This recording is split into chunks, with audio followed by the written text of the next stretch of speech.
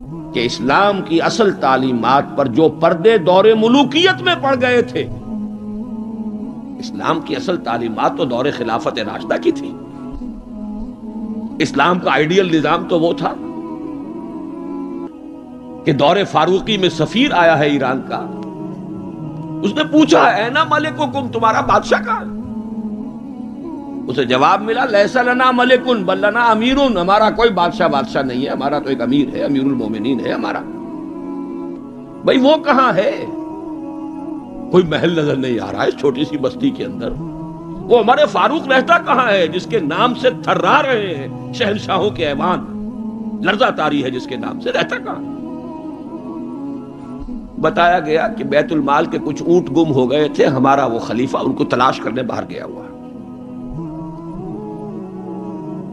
وہ کسی کو ساتھ لے کر گیا ہوگا کہ پہچان تو سکے، تو دیکھا کہ تھک گئے تھے حضرت عمر فاروق، صبح سے تلاش میں تھے، اونٹ نہیں ملے، تھک گئے، دھوپ تیز ہو گئی، تو ایک جھاڑی کے ذرا سائے میں استراحت فرما رہے ہیں اپنا کوڑا اپنے سر کے نیچے رکھ کر۔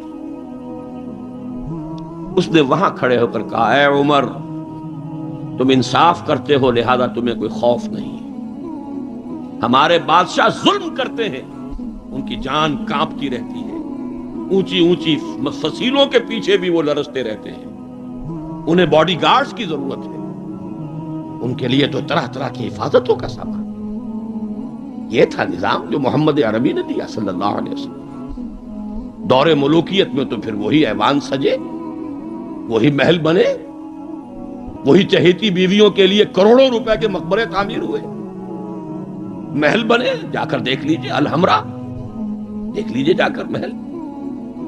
اب وہ محل ہیں لا یرا الا مساکنہم، وہ مسکن اور محل نظر آ رہے ہیں، ان میں رہ بسنے والوں کا نام و نشان مٹ گیا۔ لیکن یہ کہ دور بنو امیہ میں تو پھر بھی ابھی اس طرح کے محل نہیں بنے تھے، دور بنو عباس میں آ کر تو ملوکیت جو ہے اپنی پوری شدت کے ساتھ اور پوری تمام شان و شوکت کے ساتھ دوبارہ جو ہے ظاہر ہوئی۔ تو یہ اسلام کی تعلیم پر جو پردے پڑے ہیں، جو سرمایہ داری پھر آ گئی، جاگیرداری پھر آ گئی، بہانوں سے سود کو جائز کیا گیا، بیع مؤجل کے حوالے سے ہی سود کے لیے راستے کھول دیے گئے، یہ سارے جاگیریں دی جا رہی ہیں، یہ سارا کا سارا نظام آ گیا۔ ظاہر بات ہے جسے سعودی ماڈل درکار نہیں، جسے ایرانین ماڈل منظور نہیں، وہ اس ماڈل کو کیسے پسند کرے؟ ماڈل تو اگر چاہیے تو وہ تو خلافت راشدہ کا، اس کا کوئی عملی نمونہ دنیا میں آج نہیں۔ تو اقبال نے یہ کہا تھا کہ اگر ایسا ہو گیا، کاش کہ ایسا ہو جائے، تو ہمیں ایک موقع مل جائے گا کہ اسلام کی تعلیمات پر جو پردے دور ملوکیت میں پڑ گئے تھے انہیں ہٹا کر اسلام کے اصل رخ روشن دنیا کو دکھائیں۔ یہی بات قائد اعظم نے کہی تھی۔ ہمیں پاکستان اس لیے مطلوب ہے کہ عہد حاضر میں اسلام کے اصول حریت و اخوت و مساوات کا ایک نمونہ دنیا کے سامنے پیش کر سکے۔ یہ بات دوسری ہے، 45 برس بیت گئے شمسی حساب سے، اور 46.5 برس بیت چکے ہیں قمری حساب سے، ابھی تو کہیں وہ مساوات اور حریت اور اخوت کہیں نظر نہیں آ رہی۔ وہ تو ایک قوم بھی کئی قومیتوں میں بٹ گئی، لسانی اور علاقائی اور صوبائی عصبیتوں کا دورہ ہے۔ ڈھونڈ اب اس کو چراغ رخ زیبا لے کر، وہ ایک قوم جو ہندوؤں کے مقابلے میں ایک قوم بن گئی تھی، اب تو وہ تحلیل ہو چکی، اس کا کوئی وجود ہی نہیں ہے۔ میں بہرحال اس مرثیے پر زیادہ وقت صرف نہیں کرنا چاہتا، اس وقت عرض یہ کرنا ہے آج کے انسان کی اصل ضرورت ایک ماڈل، زبانی کلامی بات کوئی قبول نہیں کرے گا۔ خلافت راشدہ کی مدح کریں گے، وہ کہیں گے پدرم سلطان بود، تو راجے تم کیا ہو، اپنی شکل دیکھو، تم کیا ہو، تم تو ہم سے بدتر ہو، تمہارے ہاں ڈسکریمنیشن، سید زیادہ تو سید زیادہ ہے ہی ہے، اونچائی ہے، اخلاق کا کتنا ہی پست ہو، اور یہ مسلی یہ تو ہے ہی نیچ، چاہے اخلاق اور کردار میں کتنا ہی اونچا ہو جائے، یوں تو سید بھی ہو، مرزا بھی ہو، افغان بھی ہو، تم سبھی کچھ ہو، بتاؤ تو مسلمان بھی ہو، تمہارا تمدن، تمہاری تہذیب، تمہارا نظام بدترین نظام، بڑے پیارے اشعار کہے علامہ اقبال نے، کہلوائے تو ہیں ابلیس کی زبان سے، اصل میں اس کے پردے میں پیغام اپنا دیا ہے۔ اور ان کی یہ نظم جو ہے ابلیس کی مجلس شورا، ان کے انتقال کے بعد چھپی ہے، یہ آخری دور ہے ان کا۔ اس لیے میں کہا کرتا ہوں کہ اقبال کا پیغام اگر دیکھنا ہو امت مسلمہ کے نام تو یہ نظم جو ہے ابلیس کی مجلس شورا، یہ ان کا آخری پیغام۔ یہ ظاہر بات ہے کہ وہ کوئی نبی تو نہیں تھے معاذ اللہ، عام انسان تھے، ذہنی ارتقاء کے مختلف مراحل سے گزرے ہیں، تو ان کا ارتقاء جہاں تک ہوا ہے اس کی آخری صورت جو ہے وہ نظمیں ہیں کہ جو ارمغان حجاز میں شامل۔ جانتا ہوں میں یہ امت حامل قرآن نہیں، ہے وہی سرمایہ داری بندہ مومن کا دین۔ جانتا ہوں میں کہ مشرق کی اندھیری رات میں بے ید بیضا ہے پیران حرم کی آستین۔ عصر حاضر کے تقاضاؤں سے ہے لیکن یہ خوف، یہ ابلیس کہہ رہا ہے، عصر حاضر کے تقاضاؤں سے ہے لیکن یہ خوف، ہو نہ جائے آشکارا شرع پیغمبر کہیں۔ الحذر، آئین پیغمبر سے 100 بار الحذر، حافظ ناموس زن، یہ ہے معاشرت، مرد آزماں مرد آفرین۔ موت کا پیغام ہر نوع غلامی کے لیے، نہ کوئی فغفور و خاکہ نہ گدائے رہنشین۔ کرتا ہے دولت کو ہر آلودگی سے پاک و صاف، منعموں کو مال و دولت کا بناتا ہے امین۔ اس سے بڑھ کر اور کیا فکر و عمل کا انقلاب، بادشاہوں کی نہیں اللہ کی ہے یہ زمین۔ یہ ہے انقلاب۔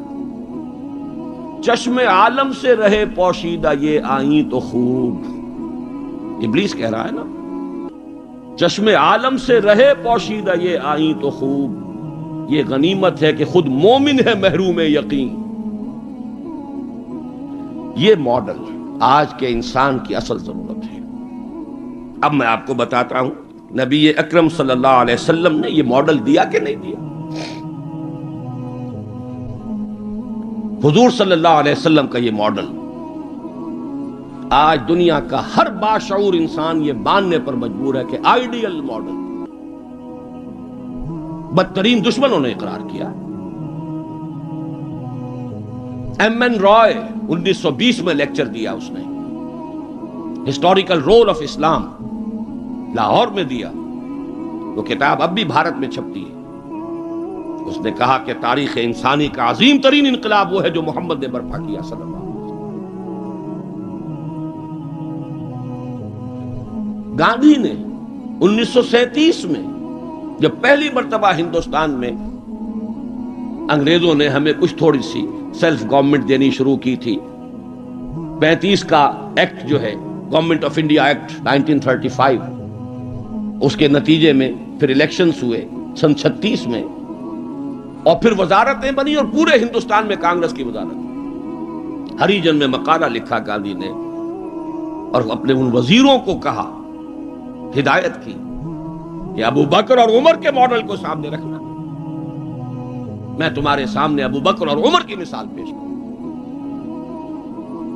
مجھے ایک واقعہ اور یاد آیا ہے، یہ تو چیز چھپی ہوئی ہے، ہریجن کا مقالہ ہے، اس کو تو کوئی شخص ویریفائی کر سکتا ہے۔ ایک واقعہ جو ہے یہ ایک روایت ہے۔ میں جب پہلی مرتبہ حیدرآباد دکن گیا تھا، یہ آج سے کوئی 10 سال پہلے کی بات ہے،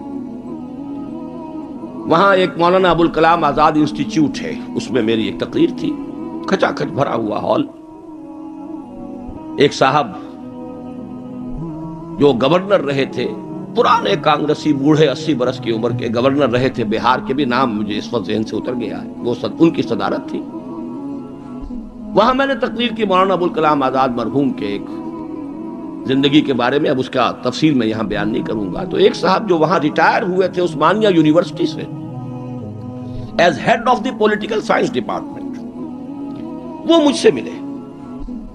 انہوں نے ایک تو مجھے یہ کہا کہ آج تک ابوالکلام کے بارے میں اگرچہ میں نے 20 لوگوں کو پی ایچ ڈی کرا دی ہے مولانا ابوالکلام آزاد کی زندگی اور ان کے خیالات، افکار، نظریات، ان پر 20 کو میں نے پی ایچ ڈی کرائی ہے اپنی نگرانی میں، لیکن اتنا کلیئر کانسیپٹ میرے سامنے ابوالکلام کا آج تک نہیں تھا۔ اور وہ 2 جملے میں بیان کر دیتا ہوں۔ میں نے یہ کہا کہ ابوالکلام کی زندگی کے 2 دور تھے، 1912 سے لے کر کا اور 1920 تک کا ابوالکلام یہ تسلسل تھا تحریک شہیدین کا. سید احمد بریلوی رحمت اللہ علیہ اور شاہ اسماعیل شہید رحمہ اللہ، ان کی جو تحریک جہاد تھی اس کا معنوی تسلسل ہے ابو الکلام الہلال اور البلاغ والا ابو الکلام. لیکن پھر 1920 میں اس نے ہمت ہار دی، ماحول سے تعاون نہیں ملا، مخالفت ہوئی علماء کی طرف سے. اس کھاتے کو بند کر کے حزب اللہ کا کھاتا، حکومت الہیہ کے قیام کی جد و جہد، یہ چیپٹر کلوز کیا ابو الکلام. 1920 سے لے کر اور پھر 1958 تک، اپنے انتقال تک کا یہ جو دور ہے ابو الکلام کا، یہ ہے 1857 کی جنگ آزادی کا تسلسل. اگر آپ کے ذہن میں اپنی پچھلی صدی کی یہ دو تحریکیں ہوں، 1930 کی جو تحریک تھی 1830 کی، 1826 سے لے کر 1831 میں پھر شہادت ہوئی ہے بالا کوٹ میں، یہ جو تحریک تھی اس کا تسلسل ہے الہلال اور البلاغ والا ابو الکلام. 1857 میں جنگ آزادی تھی، انگریز کے خلاف بغاوت، اسے غدر کہتے تھے، اب جنگ آزادی کہتے ہیں. انگریزی دور میں ہم نے جب تاریخ پڑھی تھی تو وہ غدر کے نام سے تھی. اس میں ہندو اور مسلمان دونوں شریک تھے، متحدہ جد و جہد تھی انگریز سے نجات پانے کی. تو ابو الکلام کی 1920 کے بعد سے لے کر باقی زندگی جو ہے وہ در حقیقت مانوی تسلسل ہے اس جنگ آزادی کا جو 1857 میں لڑی گئی اور ناکام ہو گئی. ناکام تو وہ بھی ہو گئی، تحریک شہیدین بھی ناکام، 1857 کی جنگ آزادی بھی ہو گئی. بہرحال انہوں نے ایک بات تو یہ بتائی، اور مجھے اصل میں جو یاد آیا تھا معاملہ وہ ان کے ایک اور قول کا تھا. 1917 میں وہ کہتے ہیں کہ میں علی گڑھ میں پڑھتا تھا. اس وقت تک وہ صرف ایک کالج تھا، ابھی یونیورسٹی نہیں بنا تھا، اور ہاسٹل میں رہتا تھا. تو ایک روز شور مچ گیا، گاندھی جی آئے، گاندھی جی آئے، گاندھی جی آئے. گاندھی ابھی نئے نئے آئے تھے ساؤتھ افریقہ سے، اور وہ گویا کہ انڈیا کے پولیٹیکل ہورائزن پر ابھی وہ ایک رائزنگ سن کی حیثیت سے تھے. شور مچ گیا، گاندھی جی آئے، گاندھی جی آئے. خیر وہ ہم نے ان کو گھیر لیا، کہا کچھ خطاب کیجیے. ان کا خطاب نہیں، میں تو صرف دیکھنے آیا تھا. اور وہ گیا تھا، پہلے حاضری دی تھی سر سید کے قبر پر. پھر اس نے کہا میں آپ لوگوں کو ایک تو خوشخبری دیتا ہوں، آپ کے کالج کے یونیورسٹی بننے کا فیصلہ ہو گیا ہے، چارٹر آپ کی یونیورسٹی کا منظور ہو گیا ہے. آپ کو معلوم نہیں ہوگا، میں آپ کو خوشخبری دے رہا ہوں. لیکن ایک بات میں آپ سے اور کہتا ہوں، لوگ ہم خاموش ہو گئے. اگر آپ کا کالج یا آپ کی یونیورسٹی ایک عمر پیدا کر دے تو بہت بڑا احسان ہوگا نو انسان. لیکن مجھے یقین ہے آپ عمر پیدا نہیں کر سکتے، اس لیے کہ میں آپ کے ہاسٹلوں میں چکر لگا چکا ہوں. وہاں قالین بچھے ہوئے ہیں، وہاں عیش اور آسائش کے سامان ہیں. اس ماحول میں عمر پروان نہیں چڑھتا. میں یہ سمجھتا ہوں کہ علامہ اقبال نے جو اشعار لکھے ہیں شاید یہ واقعہ ہی ہو کہ جو اس کی تحریک بنا ہو. تیرے صوفے ہیں افرنگی، تیرے قالی ہیں ایرانی، لہو مجھ کو رلاتی ہے جوانوں کی تن آسانی. تو معلوم ہوا کہ یہ عمر کا وہ مقام گاندھی کی نگاہ میں تھا. اور پھر سن 1937 میں 20 برس بعد وزیروں کو کہا ہے کہ ابو بکر اور عمر کو اپنے سامنے ماڈل کی حیثیت سے رکھو. ایچ جی ویلز نے کہا ہے اگرچہ حضور کی ذاتی زندگی پر، خاص طور پر ازدواجی زندگی پر بڑے رقیق حملے کیے، لیکن پھر اس نے جب حجۃ الوداع کے ذکر پر آتا ہے concise history of the world میں، اس کا پرانا آپ کو کوئی ایڈیشن تلاش کرنا ہوگا، نئے ایڈیشن میں سے یہ پیسیجز نکال دیے ہیں نئے ایڈیٹرز نے. لیکن یہاں کی یونیورسٹی سے میں نے نکلوا کر ایک دفعہ ویریفائی کیا تھا، چونکہ مجھے تو بہت پرانے یہ الفاظ یاد تھے، لیکن پھر میں نے انہیں تازہ کیا کراچی یونیورسٹی کی لائبریری سے. اس میں وہ لکھتا ہے، وہ حضور کے خطبے کے الفاظ نقل کر کے، لا فضل لعربی علی عجمی ولا لعجمی علی عربی ولا لاحمر علی اسود ولا لاسود علی احمر الا بالتقوی کلکم بنو آدم وآدم من تراب. اس کا ترجمہ دے کر پھر لکھتا ہے کہ اگرچہ ہیومن فریٹرنیٹی، فریڈم اور ایکویلٹی کے سرمنز تو پہلے بھی بہت کہے گئے تھے، جیزس آف نزارت کے ہاں حضرت مسیح کا تذکرہ کر رہا ہے، جیزس آف نزارت کے ہاں بھی سرمنز تو بہت ہیں، لیکن یہ ماننا پڑتا ہے کہ تاریخ انسانی میں پہلی مرتبہ محمد نے ان اصولوں پر ایک معاشرہ قائم کر کے دکھایا. اس سے بڑا ٹریبیوٹ کیا ہوگا؟ اور دشمن ہے، ذاتی اعتبار سے حملے کر رہا ہے، رقیق حملے کر رہا ہے، استہزاء کر رہا ہے یہ تعدد ازدواج کا، لیکن یہ بات ماننے پر مجبور ہے کہ انسانی تاریخ میں پہلی مرتبہ انسان کی حریت، اخوت اور مساوات کے اصولوں پر مبنی ایک نظام قائم کیا محمد صلی اللہ علیہ وسلم. اور نوٹ کیجئے یہی 3 الفاظ قائد اعظم نے استعمال کیے تھے. ہم پاکستان اس لیے چاہتے ہیں کہ عہد حاضر میں اسلام کے اصول حریت و اخوت و مساوات کا ایک نمونہ دنیا کو دکھا. اسی طرح پھر ڈاکٹر مائیکل ہارٹ کی دی 100 مشہور کتاب ہے. بہرحال یہ ماڈل، یہ رحمت محمد الرسول اللہ صلی اللہ علیہ وسلم انسان کو عطا کر چکے ہیں، اور اپنے تو بہرحال مدح کریں گے ہی. اپنوں کی تو آنکھ محبت اور عقیدت کی آنکھ ہے، لیکن میں نے یہ گواہیاں دی ہیں اغیار کی، دشمنوں کی. اب آئیے دوسری آیت کی طرف. لقد کان لکم فی رسول اللہ اسوۃ حسنہ. یہاں خطاب ہو رہا ہے تمہارے لیے اللہ کے رسول کی زندگی میں، اللہ کے رسول کی شخصیت میں ایک عمدہ نمونہ ہے. پہلے تو غور کیجئے لکم سے مراد کیا ہے. یہاں خطاب مسلمانوں سے ہے، یہاں پوری نوع انسانی سے نہیں ہے. یہ فرق ہے، نوٹ کر لیجئے. پہلی آیت کے مقابلے میں خطاب کا رخ اس آیت میں یہ محدود ہے، مسلمانوں کی طرف خطاب. اے مسلمانوں، تمہارے لیے رسول کی شخصیت میں ایک عمدہ نمونہ ہے. آپ کہیں گے کس دلیل سے یہ کہہ رہے ہیں؟ اسی آیت کا جو دوسرا ٹکڑا ہے وہ عام طور پر پڑھا نہیں جاتا. لقد کان لکم فی رسول اللہ اسوۃ حسنۃ لمن کان یرجو اللہ والیوم الآخر وذکر اللہ کثیرا. اس شخص کے لیے اسوہ ہے حضور کی زندگی اور شخصیت جو 3 شرطیں پوری کرے. جیسے کہ قرآن مجید خود اپنے بارے میں کہتا ہے ہدی للناس شہر رمضان الذی انزل فیہ القرآن ہدی للناس وبینات من الہدی والفرقان. لیکن سورہ بقرہ ہی کے شروع میں کہتا ہے ہدی للمتقین. ستیارتھ پرکاش کے مصنف نے سوامی دیانند سرسوتی نے تو اعتراض کیا تھا اس پر. 14واں باب، بدنام زمانہ 14واں باب یاد ہوگا. اس کا حل کیا ہے اس اشکال کا؟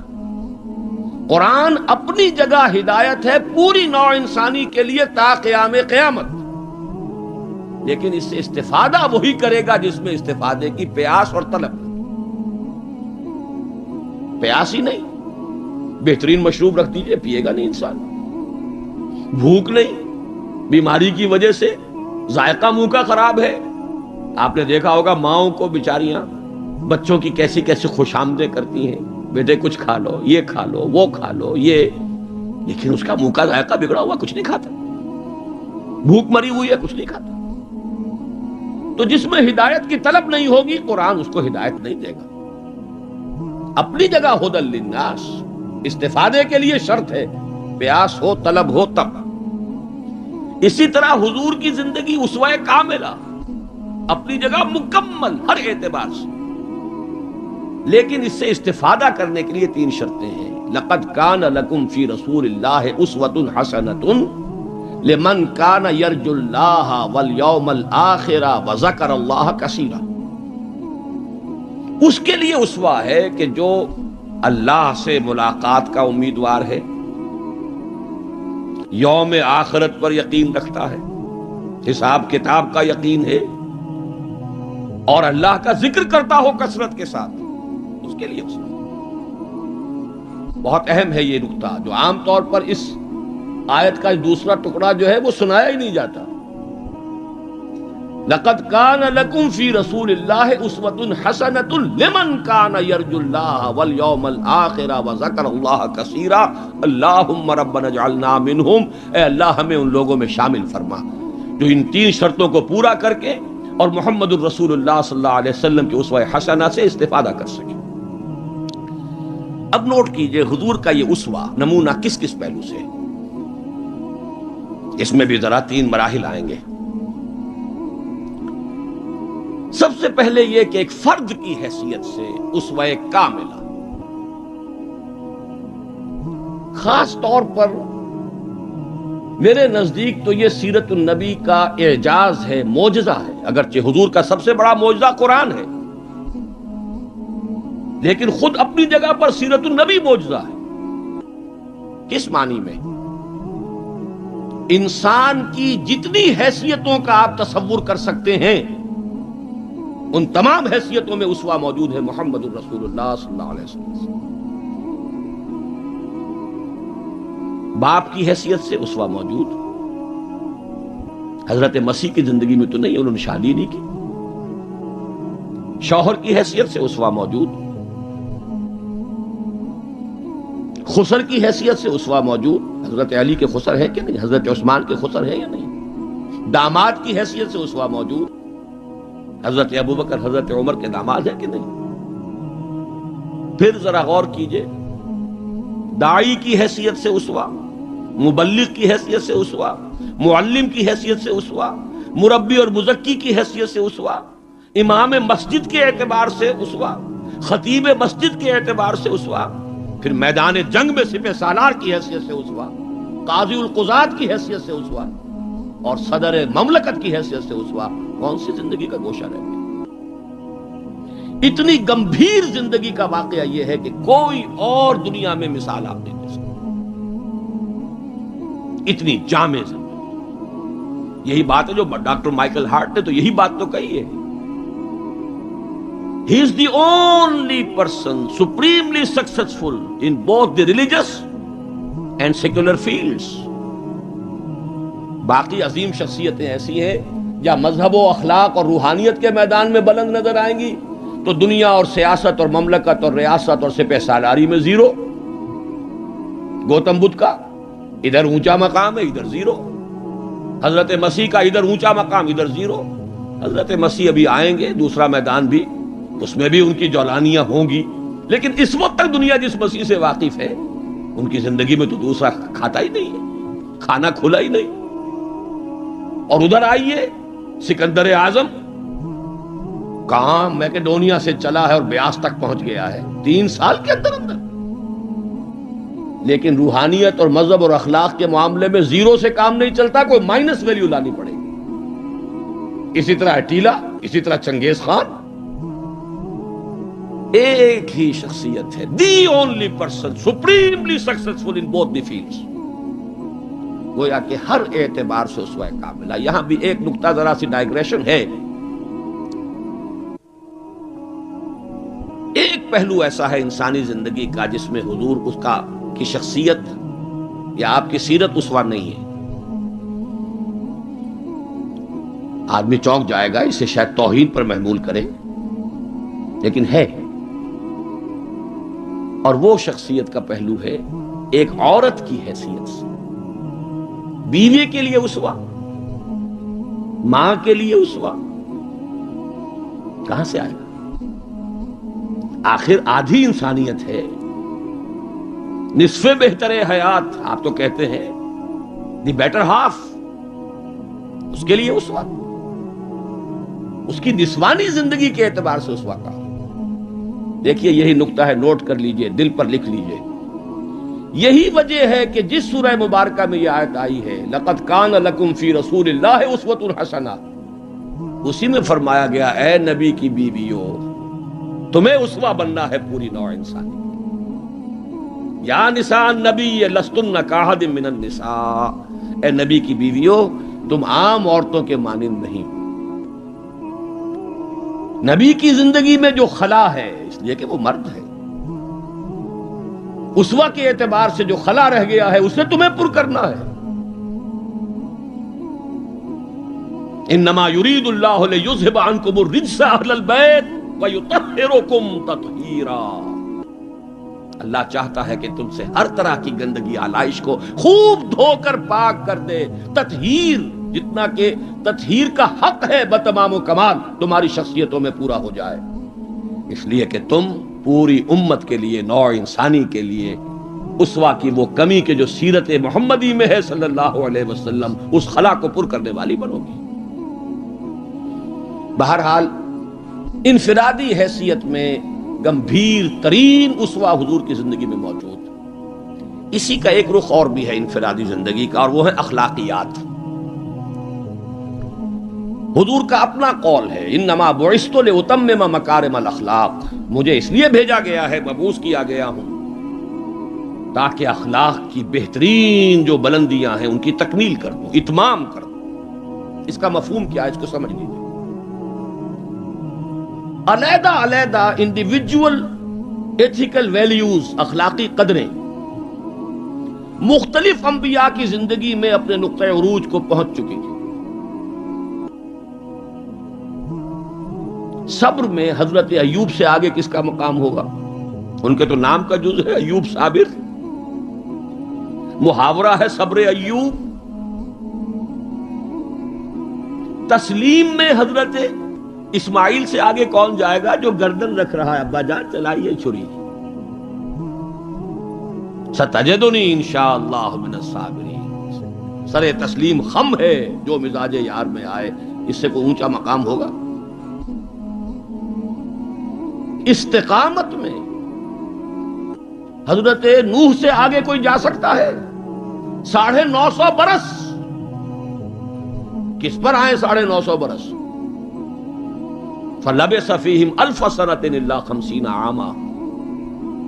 دعوت اور تبلیغ میں استقامت سے اس سے آگے تو کوئی مقام ممکن نہیں ہے۔ غیرت اور حمیت اور جلال دین کے لیے حضرت موسیٰ سے آگے کون جائے گا؟ زہد اور لذات دنیا سے کنارہ کشی میں حضرت مسیح اور حضرت یحییٰ سے آگے کون سا مقام؟ اب کمی کون سی تھی؟ یہ ہے بات سوچنے کی۔ پھر اتمام کس کا کیا حضور؟ یہ اتمام ہے جامعیت کا اتمام، ان تمام اقدار کو جمع کر کے ایک بہترین گلدستہ توازن، اعتدال کے ساتھ ان سب کو ایک شخصیت میں جمع کر دینا، یہ ہے وہ اتمامی اور تکمیلی شان جو محمد الرسول اللہ صلی اللہ علیہ وسلم کی ہے اس میدان میں۔ زہد بھی ہے لیکن ازواج مطہرات بھی ہے، نکاح بھی ہے۔ وہ زہد نہیں ہے کہ جو رہبانیت والا زہد ہے۔ حضرت عائشہ کی شہادت ہے کہ حضور بیٹھے ہوتے تھے ہمارے مابین اور پیار اور محبت کی باتیں ہوتی تھیں، مزاحد خشک کا معاملہ نہیں تھا حضور کا۔ حضور نے خود فرمایا مجھے تمہاری اس دنیا سے 3 ہی چیزیں پسند ہیں، ان میں سے ایک عورت کا ذکر کیا، کوئی حجاب نہیں، جو فطرت ہے جو اللہ نے بنائی ہے، بھرپور عائلی زندگی بسر کی ہے، اور بہت محبت کرنے والے اور محبت دینے والے شوہر تھے محمد صلی اللہ علیہ وسلم۔ لیکن جیسے ہی اذان کی آواز آتی تھی ایسے اٹھ کر چلے جاتے تھے کہ جیسے ہم سے کوئی تعلق ہی نہیں، سروکار ہی نہیں، ہم سے واقف ہی نہیں کہ ہم کون۔ یہ ہے وہ درمیانے قار دریا تختہ بندم کر دئی، بازمی گوئی کے دامن تر مکن ہوشیار باش۔ اچھا دیکھیے یاد آ گیا ہے، آپ کی بھی طبیعت اس وقت جو ہے میں تو دیکھ رہا ہوں آمادگی ہے، وقت کچھ زیادہ بھی صرف ہو جائے تو کوئی حرج نہیں۔ رجم کا ایک واقعہ ہو رہا ہے حضرت مسیح کی زندگی میں، وہ میری مگدلین پڑھا ہوگا آپ نے، زانیہ تھی، جرم ثابت ہو گیا، اسے رجم کرنے کے لیے لے کے جا رہے تھے، شور مچا ہوا تھا، حضرت مسیح بھی گزر رہے تھے، کیا معاملہ ہے؟ یہ ہے، فرمایا ٹھیک ہے چلو، خود بھی چلے۔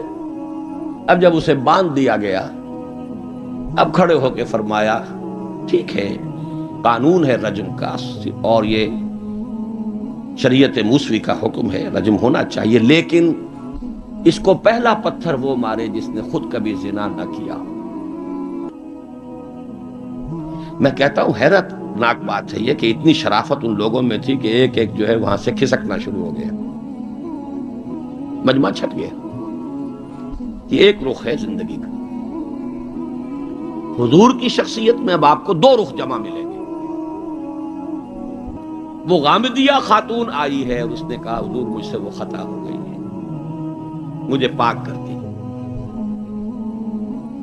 حضور نے پوچھا کہ کہیں کوئی حمل تو نہیں ہے؟ جی حمل بھی ہے۔ تو جاؤ، جرم تمہارا ہے، اس جان کا کیا جرم ہے جو تمہارے پیٹ میں ہے؟ وضع حمل کے بعد آنا۔ اب آئی ہے وہ وضع حمل کے بعد، بچہ گود میں ہے۔ حضور وہ مرحلہ طے ہو گیا، اب مجھے پاک کر دیجئے، رجم کر دیجئے، میں پاک ہو جاؤں، دنیا کی سزا میں بھگت لوں گی، آخرت میں اللہ مجھے بچا۔ فرمایا ابھی تو اس بچے کی زندگی تمہارے ساتھ وابستہ ہے، جاؤ دودھ پلاؤ۔ کچھ دنوں کے بعد پھر آئی ہے، بچے کے ہاتھ میں روٹی کا ٹکڑا ہے، کھا رہا ہے۔ فرمایا ہاں اب ٹھیک ہے، لے جاؤ اس کو رجم کر دو، اللہ کا حکم ہے، لا تاخذکم رافۃ فی دین اللہ ولا تاخذکم بہما رافۃ فی دین اللہ۔ اللہ کا حکم ہے، کرنا ہوگا، چاہے اپنے سینے پر پتھر رکھنا پڑے، اب رجم کرنا ہوگا۔ لیکن جب رجم ہو گیا ہے اور وہ خاتون جو ہے ان کا انتقال ہو گیا، کسی کی زبان سے نکل گیا کتنی بے حیا عورت تھی، حضور نے ڈانٹ دیا، نہیں اس عورت نے وہ توبہ کی ہے کہ اگر تمام مدینے والوں پر تقسیم کر دی جائے تو سب کی نجات کا ذریعہ بن جائے۔ یہ توازن ہے، حکم رب کا نفاذ بھی ہے، اس میں اپنی ذاتی شفقت کو آڑے نہیں آنے دینا ہے، لیکن یہ نہیں ہے کہ اس سے کوئی سوء ظن ہو۔ مریض سے دشمنی نہیں ہوتی، مرض سے دشمنی ہوتی، مریض سے تو ہمدردی ہوتی، اور اس نے تو وہ توبہ کی ہے۔ بہرحال انفرادی سطح پر میں نے ایک تو عرض کیا کہ اسوہ محمدی کی جامعیت کبریٰ، نمبر 2 اخلاقی میدان میں تکمیل، یعنی تمام جتنی اخلاقی اقدار ہیں بلند اور اعلیٰ، ان کا مجموعہ حسین گلدستہ جس میں ہر شے اپنے اپنے مقام پر صحیح توازن اور اعتدال کے ساتھ ہے، یہ ہے خاص معاملہ محمد الرسول اللہ صلی اللہ علیہ وسلم۔ دوسرا اسوہ حضور کا وہ میں بیان کر چکا، ایک ماڈل پیش کر دیا، نوع انسانی کے لیے ایک ماڈل، وہ نظام قائم کیا، کس نے کیا؟ محمد الرسول اللہ نے کیا صلی اللہ علیہ وسلم۔ اگرچہ یہ نوٹ کر لیجئے کہ اس ماڈل کا جو اصل ہے دور، وہ ہے دور فاروقی۔ یہاں بھی کہیں آپ یہ نہ کہیں توہین کر رہا، دور نبوی نہیں ہے اس کا ماڈل۔ کیوں؟ حضور کی حیات طیبہ میں تو ابھی انقلابی عمل جاری تھا، ریولوشنری پروسیس تھا اپنے پورے جوبن کے اوپر، نظام قائم ہوا اور آپ کا انتقال ہو گیا، بلکہ آپ نے خود چوز کیا ہے، اللہم فی الرفیق الاعلی، اے اللہ بس میرا کام پورا ہو گیا، اب میں مزید یہاں رہنے کو تیار نہیں۔ خود خطبہ دیا آپ نے، بلکہ اسے اگر سوء ادب نہ سمجھا جائے تو میرے دل میں تو ایک بات ہے کہ اگر حضور کے قدموں میں اللہ نے پہنچا دیا میدان قیامت میں یا عالم آخرت میں، تو شکوہ کروں گا کہ حضور آپ نے جلدی کی۔ ابھی جو عرب ایمان لائے تھے یدخلون فی دین اللہ افواجا، ابھی ان کی کچھ اور تربیت آپ فرماتے، کچھ اور دن آپ دنیا میں قیام فرماتے۔ چوائس ہوتا ہے نبی کا، یہ تو حضور کی حدیث ہے۔ انبیاء کا معاملہ خاص ہے کہ جب وقت آ جاتا ہے اس وقت انہیں چوائس دے دیا جاتا ہے، ابھی مزید رہنا چاہتے ہیں تو رہیے، اور اگر واپس آنا چاہتے ہیں تو ٹھیک ہے، آپ کا وہ وقت جو ہے ہو چکا۔ اسی پر تو حضور نے فرمایا تھا مرض وفات میں جب ذرا سا وقفہ ہوا ہے اور افاقہ ہوا ہے، حضرت ابوبکر نماز پڑھا رہے تھے مسجد نبوی میں، اور حضور پھر اپنے اس افاقے کی وجہ سے حضرت علی اور حضرت عباس رضی اللہ تعالی عنہما کے کندھوں پر اپنا ایک ایک ہاتھ دست مبارک رکھ کر مسجد میں تشریف لائے ہیں۔ حضرت ابوبکر ہٹنے لگے پیچھے، جب آپ امامت فرمایا آپ نے اشارے سے کہا نہیں تم امامت کرو۔ حضرت ابوبکر کے پہلو میں بیٹھ گئے، کھڑے نہیں رہ سکے۔ اب آپ نماز پڑھ رہے تھے، حضرت ابوبکر آپ کی اقتدا کر رہے تھے، اور باقی پوری جماعت حضرت ابوبکر کی اقتدا کر رہے تھے۔ یہ خاص نماز ہے، یہ ایک ہی نماز ہے بس جو اس رنگ میں پڑھی گئی۔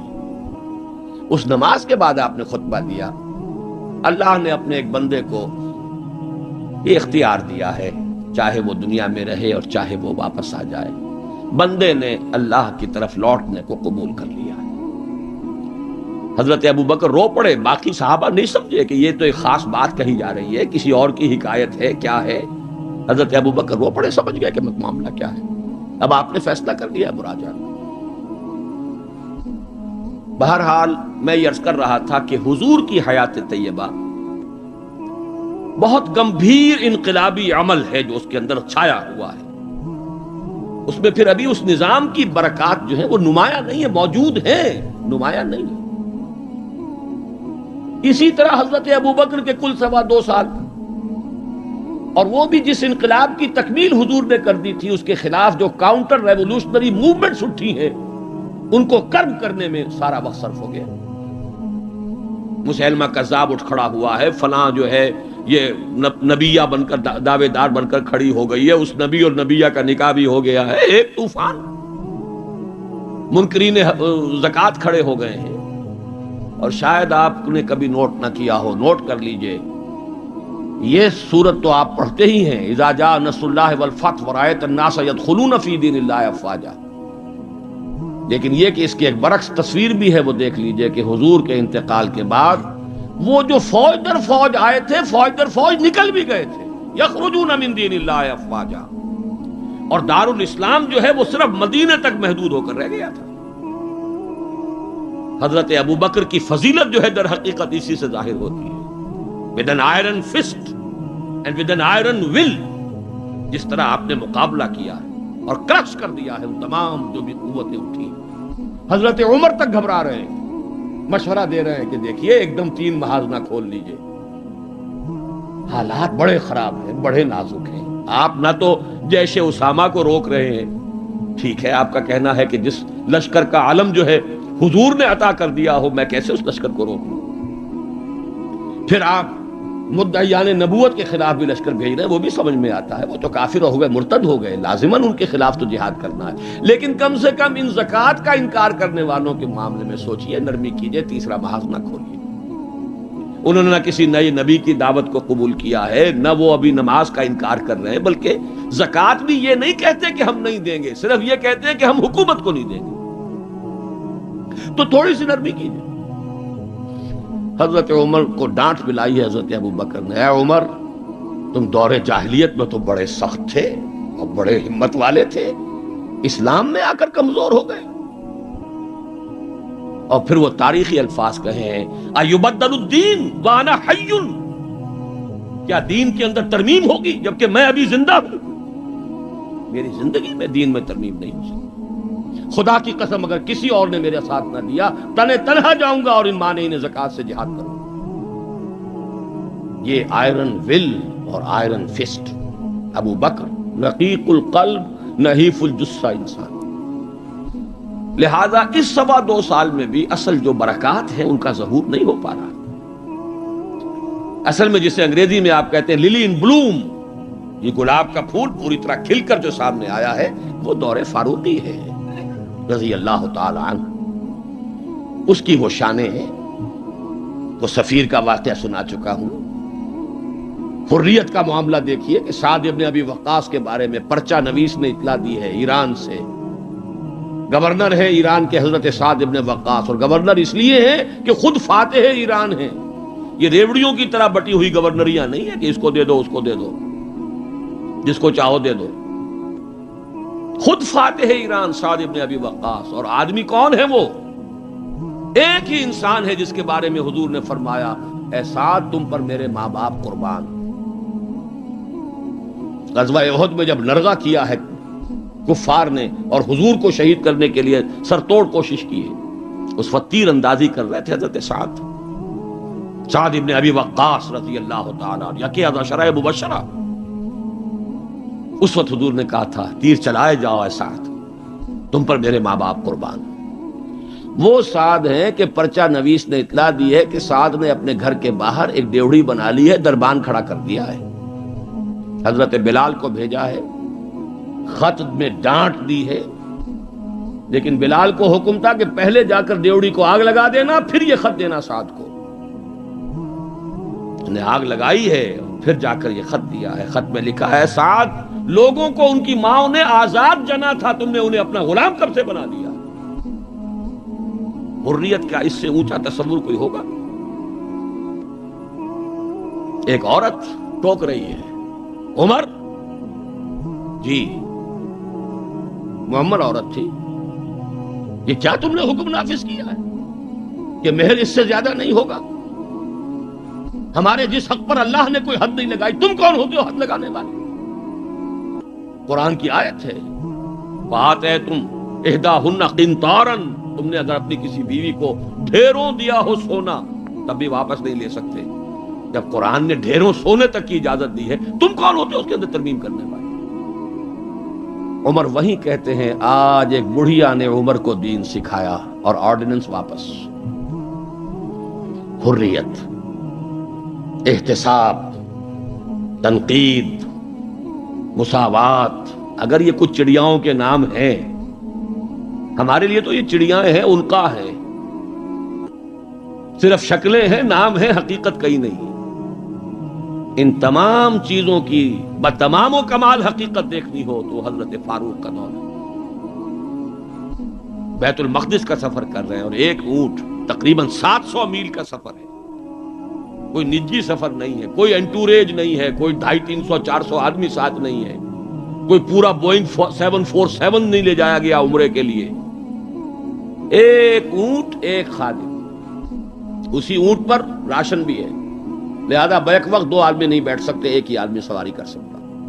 ایک منزل میں خلیفہ وقت اوپر بیٹھے ہیں اور خادم نکیل پکڑ کر آگے چل رہا ہے، اگلی منزل میں خادم اوپر بیٹھا ہے اور خلیفہ وقت نکیل پکڑ کر چل رہا ہے، اور آخری وقت میں باری اتفاقاً آ گئی خادم کی، اس نے ہاتھ جوڑ دیا کہ خدا کے لیے لوگ کیا کہیں گے، میرے سر ہو جائیں گے۔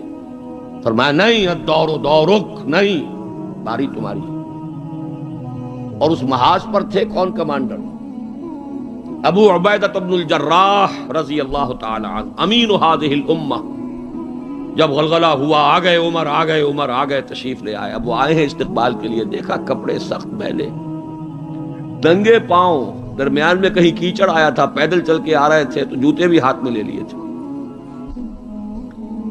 کہا یہ آپ کیا کر رہے ہیں؟ اپنا حلیہ کوئی درست کیجئے، یہ بڑا متمدن ملک ہے، بڑے مہذب لوگ ہیں یہ شام کے لوگ، کیا کہیں گے؟ ڈانٹ پلائی ہے حضرت ابو عبیدہ کو بھی۔ نحن قوم اعزنا اللہ بالاسلام، اے ابو عبیدہ کیا ہو گیا ہے تمہیں؟ ہم وہ لوگ ہیں کہ ہمیں جو عزت اللہ نے دی ہے وہ اسلام سے دی ہے، کپڑوں سے نہیں دی۔ واقعہ یہ ہے کہ یہ ہے وہ heights by great men reached and kept، یہ مثالیں ہیں، یہ آئیڈیل ہے، یہ اسوہ ہے، اور اس میں کمال عمر کا نہیں ہے، کمال محمد الرسول اللہ کا ہے صلی اللہ علیہ وسلم۔ درخت اپنے پھل سے پہچانا جاتا ہے، عمر تو درخت کا پھل ہے، ابو بکر اس درخت کے پھل ہیں، صحابہ کرام اس شجرہ طیبہ کے برگ و بار ہیں، اسوہ تو محمد کا ہے صلی اللہ علیہ وسلم۔ لیکن اب آگے آئیے، اسوے کی تیسرا حصہ ہے اسوہ کا، اور یہ نوٹ کر لیجئے، جس مقام پر یہ آیت وارد ہوئی ہے سورہ احزاب میں، پہلے تو میں نے آپ کو بتایا سورہ احزاب ہی میں وہ آیت بھی ہے جس میں اسوہ خواتین کے لیے حضور کے ازواج مطہرات، لیکن یہ آیت کہاں آئی ہے پرٹیکولرلی؟ وہ ہے غزوہ احزاب، جنگ کا مرحلہ۔ یہ جنگ کس لیے لڑی جا رہی تھی؟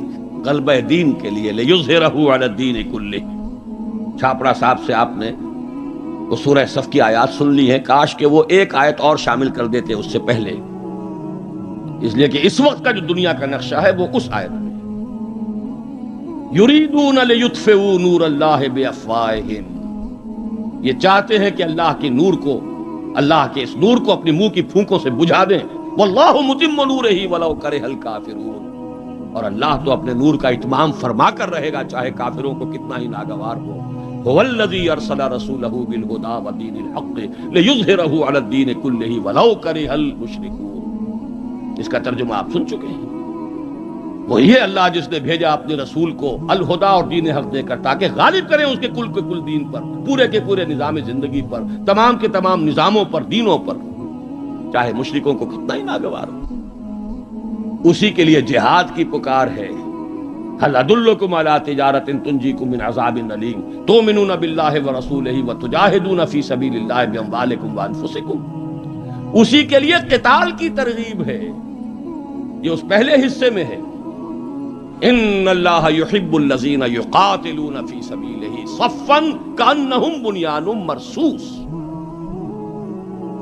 تو حضور کا ایک اسوہ تو پوری نوع انسانی کے لیے ہے، وہ ماڈل جو آپ نے دکھا دیا، قائم کر کے نظام کی ایک مثال دنیا کے سامنے پیش کر دی. یہ ممکن ہے، قائم ہو سکتا ہے، یہ کہانی نہیں ہے، یہ تو تاریخ کا نصف النہار ہے. 5000 برس قدیم بات ہوتی تو کہتے پتہ نہیں ڈھکوسلا ہے، ہوا بھی ہے کہ نہیں ہوا. یہ تو عین ہسٹوریکل ایرا ہے، تاریخی حقائق ہیں، پوری دنیا مان رہی ہے. روز روشن نصف النہار پر سورج تاریخ کا ہے، جبکہ محمد رسول اللہ صلی اللہ علیہ وسلم نے یہ ماڈل پیش کیا، جس کا کہ اقرار اور اعتراف دشمن کر رہے ہیں. تو وہ اسوہ تو ہے پوری نوع انسانی کے لیے. میں نے آپ کو نوٹ کرایا تھا لقد کان لکم.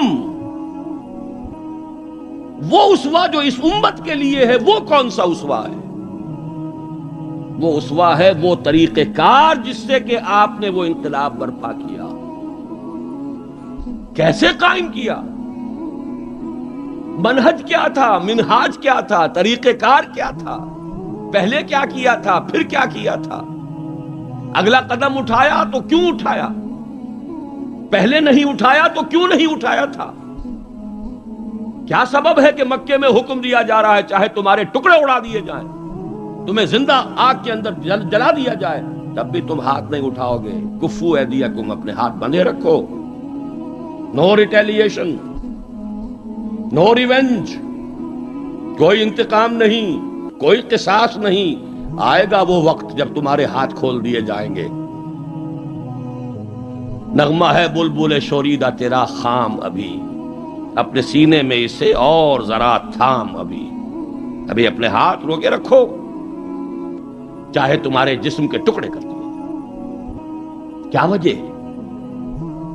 پھر کیا وجہ ہے؟ ہاتھ کھل گئے، کیوں کھل گئے؟ فیصلہ کن چیز کون سی تھی؟ ہاتھ بندھے ہوئے تھے تو کیوں بندھے ہوئے تھے؟ کھلے تو کیوں کھلے؟ کب کھلے؟ کس تبدیلی کی وجہ سے کھلے؟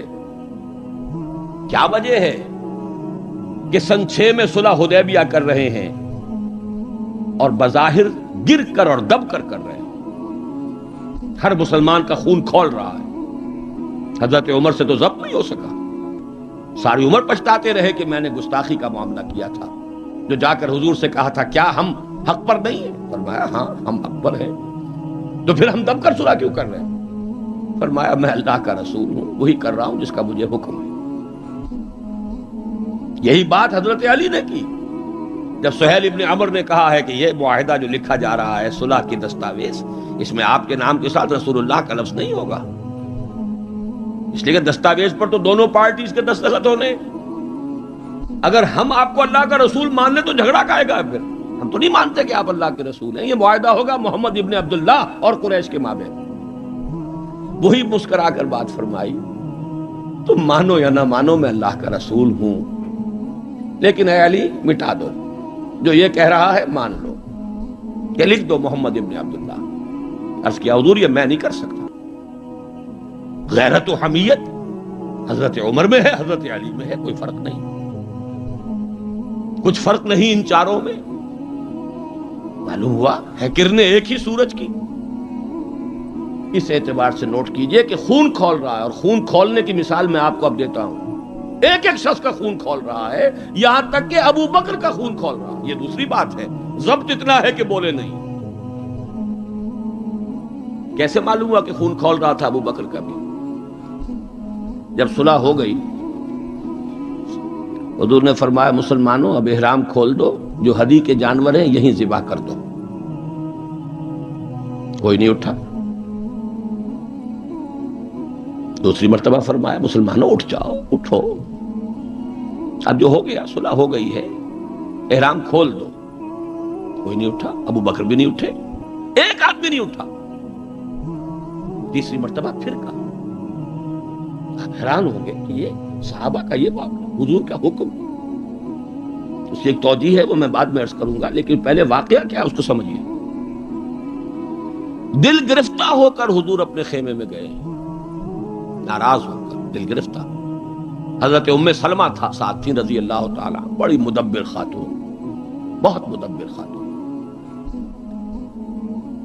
جا کر کہا ہے کہ مسلمانوں کا یہ حال ہے سب کا، میں نے 3 مرتبہ کہا ہے، کوئی نہیں اٹھ رہا۔ حضرت ام سلمہ نے مشورہ دیا، حضور آپ کسی سے کچھ کہیے نہیں، اپنا احرام کھول دیجئے، قربانی دیجئے۔ اب آئے ہیں، آ کر اپنا احرام کھول دیا، قربان، اب سب اٹھ گئے، سب نے قربانیاں دے دی۔ میرے ذہن میں اس کی تعویل یہ ہے کہ لوگ منتظر تھے، اسے کہا جاتا ہے فلسفے میں حالت منتظرہ۔ پتہ نہیں حضور ہمارا امتحان تو نہیں لے رہے، یہ احرام کیسے کھول دیں بغیر عمرہ کیے؟ یہ کوئی اللہ اور اس کے رسول کی طرف سے ہماری غیرت و حمیت کا امتحان تو نہیں ہے؟ اس سسپینس میں تھے۔ جب دیکھا کہ حضور نے تو کھول دیا احرام، قربانی دے دی، اب گویا کہ کوئی شک اور شبہ کی بات نہیں رہی کہ یہی منشاء نبوت ہے، یہی حکم ہے۔ لہذا کوئی ایک بھی نہیں تھا کہ جو پیچھے رہ گیا۔ لیکن میری گفتگو اس وقت اس مرحلے پر تھی کہ قابل توجہ ہے یہ بات۔ 2 سال قبل سن 6 میں حضور صلی اللہ علیہ وسلم بظاہر گر کر دب کر صلح کر رہے ہیں، اور 2 سال کے بعد قریش کا سردار آ کر ابو سفیان خوش آمدیں کر رہے ہیں۔ اس لیے میں ادب کا اس سے نام دوں گا کہ ایمان لے آئے بعد میں، صحابی ہے۔ خدا کے لیے ہماری طرف سے خطا ہوئی ہے، ہمارے ایک قبیلے نے، ہمارے حلیف قبیلے نے صلح کو توڑا ہے، رینیو کر دیجئے، دوبارہ وہ ٹریٹی ہو جائے، دوبارہ معاہدہ ہو جائے۔ حضور نہیں سن رہے، سفارشیں کرا رہے ہیں، حضرت علی سے کرا رہے ہیں، فلاں سے کرا رہے ہیں۔ خدا کے لیے سفارش کرو، منواؤ۔ ابو سفیان بڑے مدبر انسان، انہیں پتا تھا اب ہمارے اندر طاقت نہیں ہے، اب ہم مقابلہ نہیں کر سکتے محمد کا۔ 2 برس جو حضور کو مل گئے، اس میں جو آپ نے پھر اپنی دعوت اور جو تنظیم اور تربیت کے مراحل جس تیزی کے ساتھ آگے بڑھائے ہیں، خیبر فتح کر لیا، اتنی بڑی فتح، صلح حدیبیہ کے فوراً بعد، جب اندرون ملک عرب کوئی اندیشہ نہیں رہا، سیدھے آپ نے تیر کی طرح رخ کیا خیبر کا، اور وہ گڑھ اور قلعہ جو ہے یہود کا، اس کو پاش پاش کر دیا۔ اب طاقت اتنی ہو چکی تھی کہ ابو سفیان کو معلوم تھا we are no match to Muhammad now صلی اللہ علیہ وسلم۔ اس لیے بلکہ اس میں بھی واقعہ سن لیجئے، حضرت ام حبیبہ ابو سفیان کی بیٹی ہے، حضور کے نکاح میں ہے۔ معلوم ہوا کہ this is the nearest approach، اس سے زیادہ سفارش اور کون سی ہوگی؟ اپنی بیٹی جو ہے خود نبی کے گھر میں، بڑی امیدیں لے کر گئے ہوں گے ابو سفیان۔ حضرت ام حبیبہ کے حجرے میں جب گئے، چارپائی پر بیٹھنے لگے تھے، انہوں نے کہا ابا جان ذرا ٹھہریے، بستر بچھا ہوا تھا اس کو طے کر دیا، کہا اب بیٹھیے۔ اب یہ قریش کا سردار، مکے کا چیف، پوچھتے ہیں بیٹی یہ بستر میرے لائق نہ تھا یا میں اس بستر کے لائق نہ تھا؟ فرمایا ابا جان آپ اس بستر کے لائق نہیں ہیں، یہ محمد الرسول اللہ کا بستر ہے، آپ مشرک ہیں، کافر ہیں، نجس ہیں۔ تو میں یہ کہا کرتا ہوں کہ کیا ان کو خیال رہا ہوگا کہ اب کیا سفارش کے لیے اس بیٹی سے کہے جن کا معاملہ، جس کا طرز عمل یہ ہے۔